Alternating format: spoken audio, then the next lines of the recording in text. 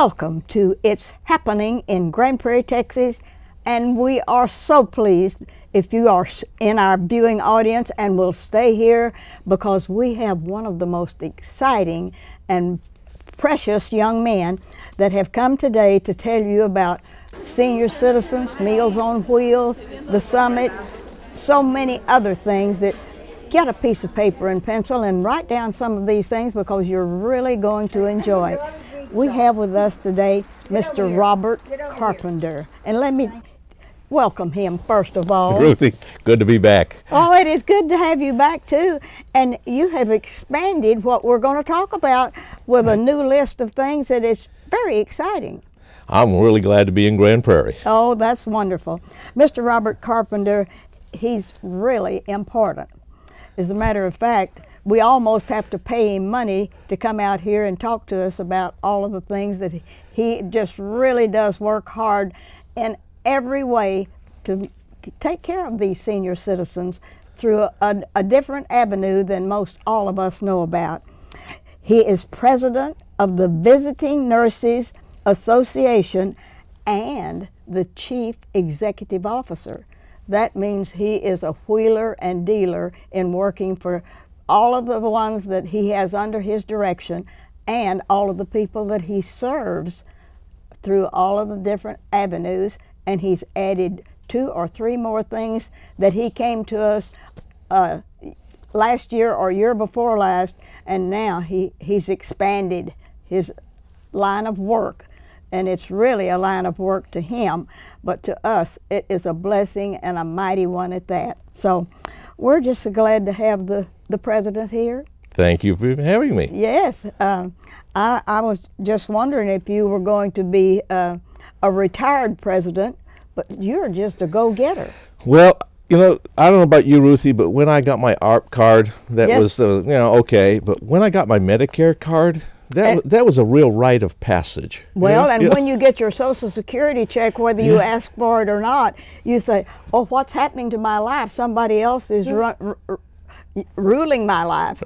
Yeah. So once I got to be 65, I realized that somebody's got to start taking care of those old people. Yeah, You know? those old people That's like right. you and I. Well, everybody's old that's older than you are. So with you, those old people are, pushing 100, right? Yes, they are. Yeah, those are the old people. The real old people.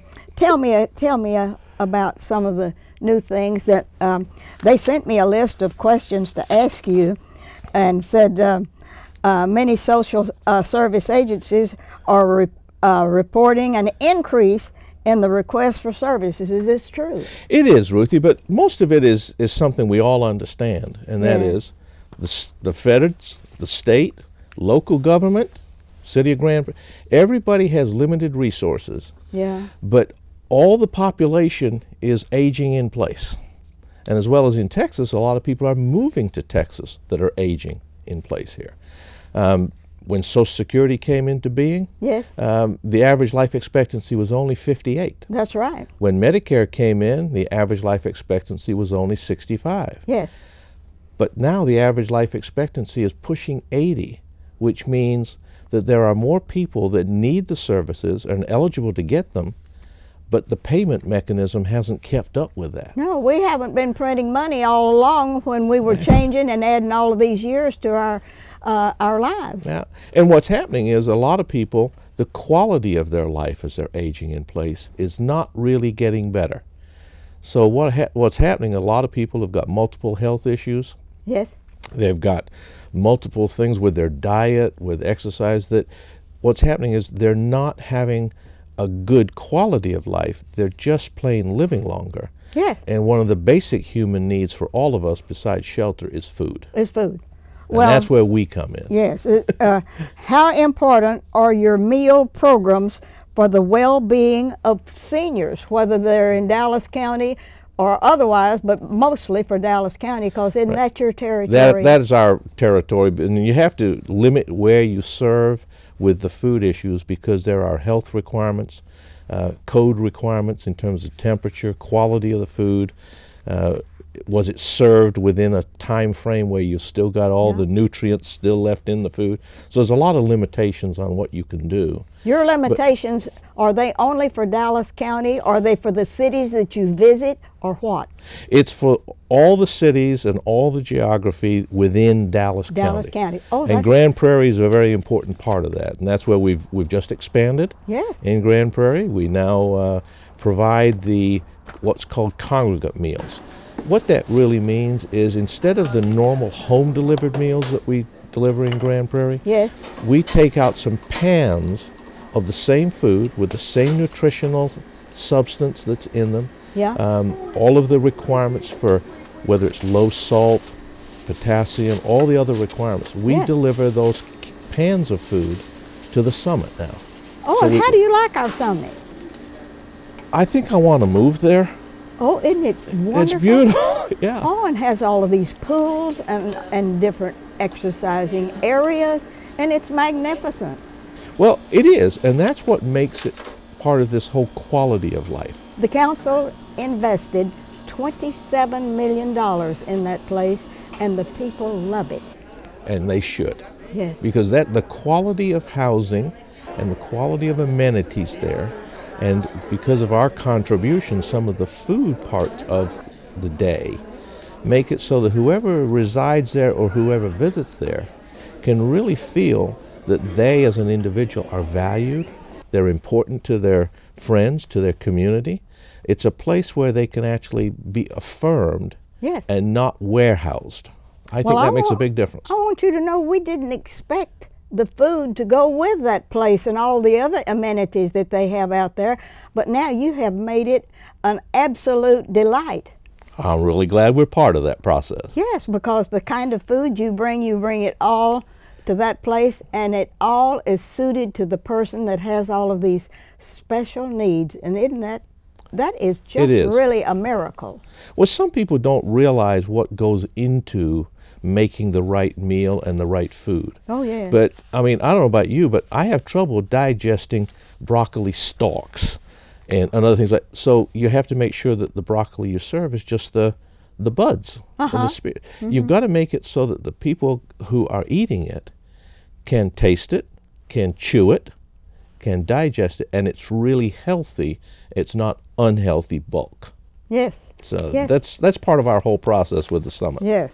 I have another thing. What does the community support play? What role does it play in the VNA's Meals on Wheels program? What can we expect, and what if sometimes you get where you don't have the money to do this?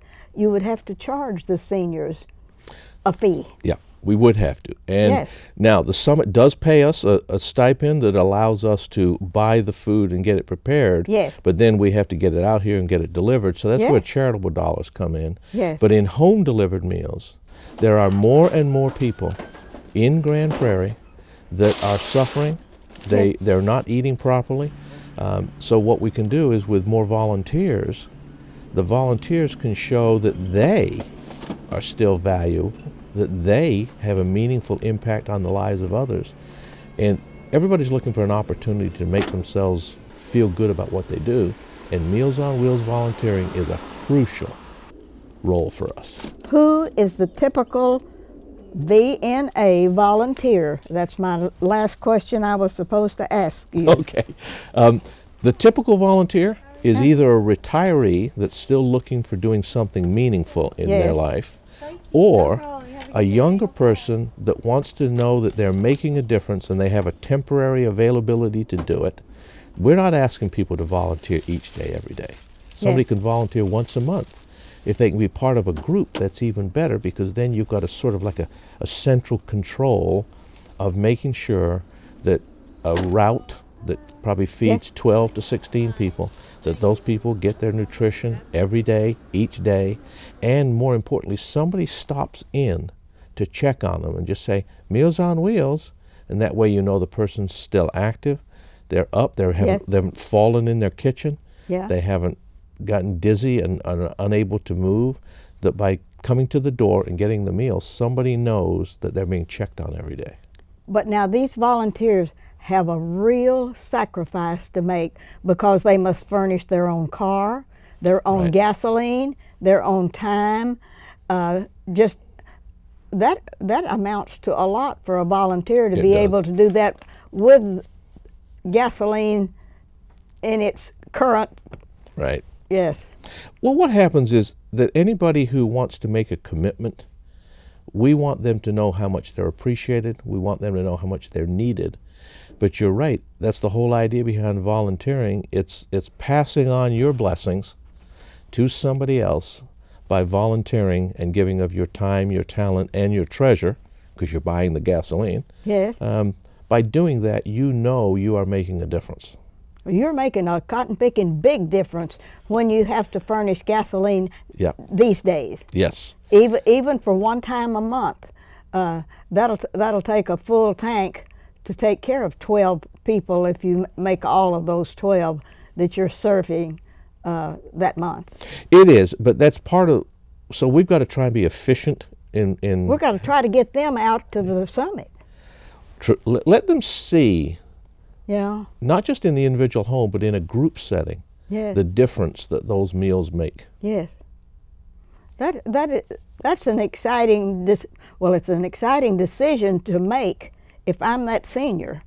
Yep. And I have to decide whether I want to stay at home and have you all bring that to me, and somebody is having to make a sacrifice to do that for me. Whereas if I can get on the bus where they come by and pick you up and take you to the summit, and you eat the same kind of food, and you have a wonderful group of people that are in your same circumstance, that it'll make a difference in your life. Well, and fellowship is very important. You know, Yeah. when it comes right down to it, I don't think too many people, a lot of people are comfortable eating alone, but in reality, most people like to have a meal in a social environment. Yeah. And that's what the summit really does. It allows people to get there and have a collection around a meal where you can have some fellowship and some dialogue. And that way, I think it really diminishes the level of depression for most people if they can do that. I would like for you to compare the two types of service that we gave formerly, where we went to just volunteer houses, and we didn't have a summit, but we had a smaller group, a place for them to come together that was kind of like a senior citizens gathering every 5 days a week. Right. And then you brought meals to those places, but that wasn't over 60 people that came to that place. It was usually about 30. Right, and most of those people came there of their own volition. Yes, they did. And they came because they wanted to get that collective fellowship of the group. With the summit, what you have is the opportunity to get involved in a lot more activities and a lot more meaningful, I'm not going to say supervision, but coordination of health and wellness. Yes. Before, it was just the fellowship of the event. Yeah. Now with the summit, you really have the opportunity of allowing seniors to come in and maybe get their blood pressure checked, see that other people are doing well, check up on the other people in the group, and if they're not, somebody can make a phone call, somebody can follow up. It's by having the summit, what Grand Prairie has done, they've allowed individuals to age with some grace. Yeah. They've allowed people to age in their own home, but if they're able to get out through assistance or individually, they have a lot more self-control over their aging process, and the summit sort of allows that to happen community-wide.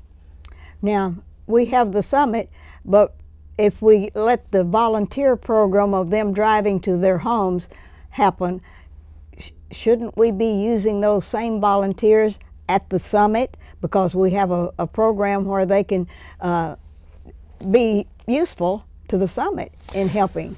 It helps because it's kind of like a hospital. Yeah. You know, a hospital has paid employees. They have Yeah. certain skill sets that are needed. Yeah.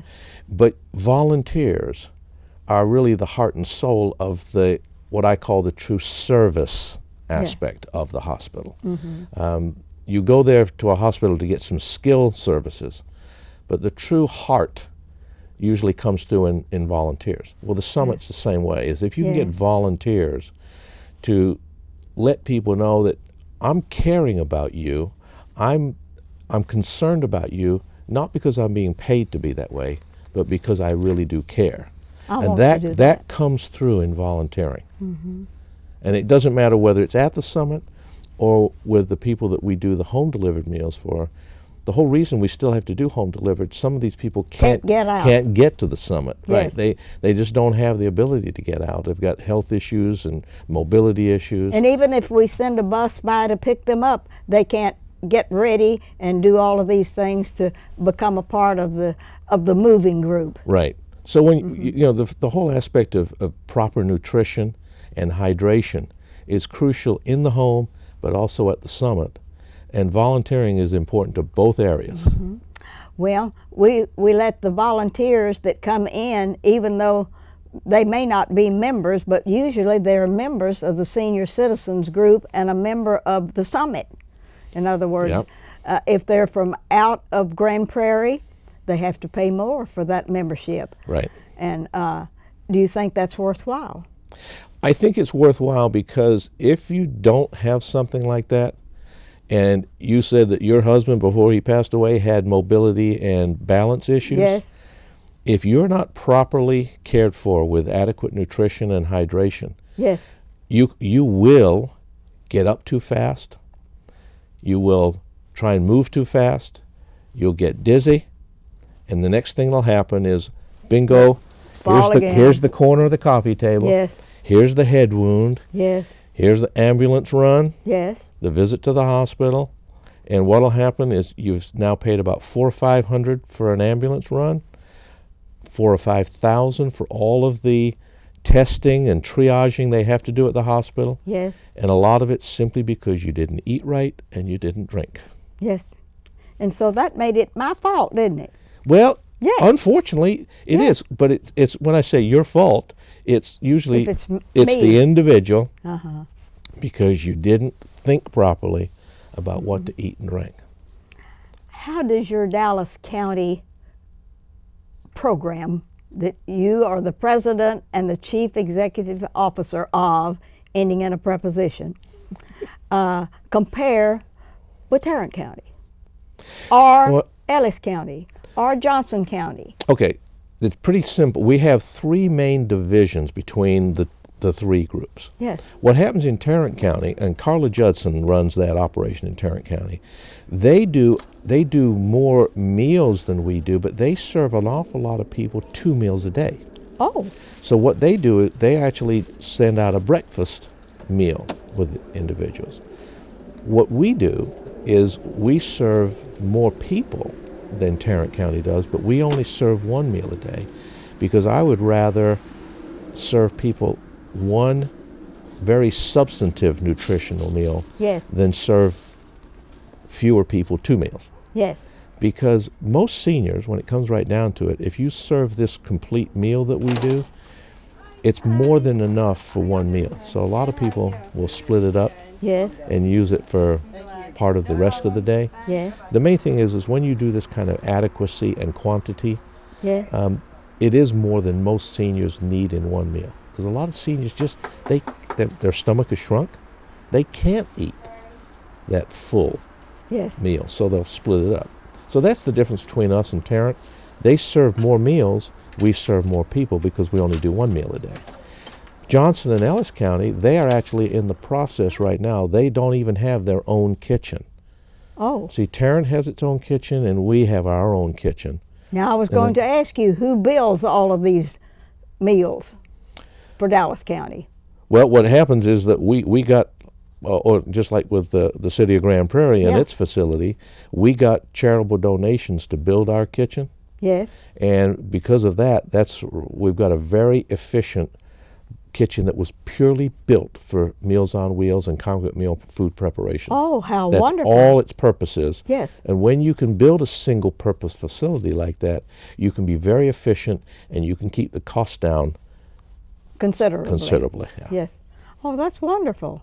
So like with Johnson and Ellis counties, that he has a bit of a problem. He has to sort of sublease the kitchen space from somebody else and have the meals brought in. That's the reason he's trying to build a kitchen down there. Tell me about the Visiting Nurses Association. Well, what we are is we're trying to do everything we can do to allow seniors to stay in their home. Yes. It doesn't matter whether it's health care or the dying process. Yeah. Hospice is a big issue for us. It's actually our largest program. And hospice really means, it used to be that everybody thought, oh, that's where people go to die. Yes. And it's not. What hospice is, it's a service, and you actually get help in allowing you to stay home, manage your pain, figure out how do you go through the days of coping so that you can really have some quality of life in your last days rather than simply dying. It's kind of interesting talking about, Mr. Jackson. Yes. You said that he was comfortable where he was going. He knew where he was going. He wasn't afraid to die. Right. But interestingly enough, Ruthie, most people don't know how they're going to die. Yes. And that's what hospice really does. It helps the individual, helps the family members understand what the dying process is all about. Yes. And it's amazing how that removes so much drama, so much trauma. That's what the whole role of hospice is to take that anxiety out of the process. It's a natural process. It will happen to all of us. Yes. But it's amazing how, when it comes right down to it, fear comes in the last few days or weeks or months. And hospice's whole purpose is to take that out, to teach you and to teach the family members. It's okay that your mom or your dad or your loved one are passing on. Yes. And let's make it a meaningful experience, Yes. not a fearful experience. Yes. Now, I want you to tell me, before you became the president of this organization and the chief executive officer, what did you do for a living? I was an anal retentive bean counter. Oh, that ought to be exciting. No, what happened is I actually came to Texas to work on the super collider. Oh, you did, and they canceled that, didn't Yeah. they? So then I had to try and find a job that was meaningful. Yes. And so I ended up going to work in the finance area at the Visiting Nurse Association. Yes. And because I understood the relationship of government funding, grant funding, and the costs that are associated with giving the care we did, Yes. That's how I ended up applying for and getting the job as the CEO for the VNA. Yeah, that's wonderful. And this didn't take you very long, did it? Well, 65 years, that's where I am now. So Yes, but you've been over there considerable time. Right, I've been there for 15 years, and that's it's a marvelous. privilege to work for you and the other citizens of, that's it. I work for you as a citizen of Dallas County. We're a not-for-profit. The community owns us. Yes. We don't have any stockholders or shareholders. So I work for you and all of your viewers to try and make sure that the act of aging is meaningful, it's enjoyable, and when it comes time for the end of it, it's a rite of passage that is a willing and an acceptable process. Now, we were into the homes and had all of these volunteers delivering meals, and had one senior citizens area that we covered, I would say, minimally. And now that we have this new happening out at the summit, what do you think our chances are that there may be another step that we'll need to take after this to take care of the people of Grand Prairie, Texas? We have a lot of seniors in this town. Yeah. Well, one of the We things... have a lot that are coming here and leaving and then coming back. Yeah. Well, because this is an environment, as demonstrated by the building of the summit, where everybody, not just the young and up-and-coming families, but seniors are valued by the community. That makes a difference as to why people come back. And one of the issues is going to be is when we're all living longer than we thought we were going to, and we only had enough savings in retirement for what we thought we were going to live, but we're living longer, what happens in those last 2, 3, 4, 5 years? Yes. When you're not exactly making a lot of money off your certificate of deposit right now, are you? Exactly. So what's happening is the income streams for some of these seniors Yeah. is going down as the costs of living are going up. I see that being a huge issue in terms of Medicaid eligible beds in some of these nursing facilities and some of the other assisted living facilities. How are people going to be able to afford that? I want you to know that we have only 2 minutes and not about a minute and a half till we get to the limit of our time to do this show. Okay. I would like very much for you to look at this camera that says guest. Yes. And I would like for you to say anything to the people that watch our show in that 1 or 2 minutes, no more than 2 minutes. Well, it's a privilege to work for the citizens of Grand Prairie. I really take that responsibility seriously. But if you can help us in terms of feeding and caring for our seniors in Grand Prairie, please don't hesitate to either volunteer by calling 689-2210. That's where our volunteer hotline is.